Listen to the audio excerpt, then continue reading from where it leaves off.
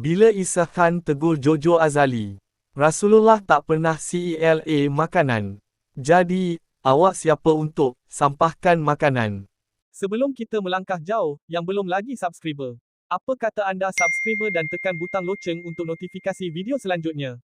Rasulullah SAW ejar adab terhadap makanan. Baginda tak pernah mencela makanan.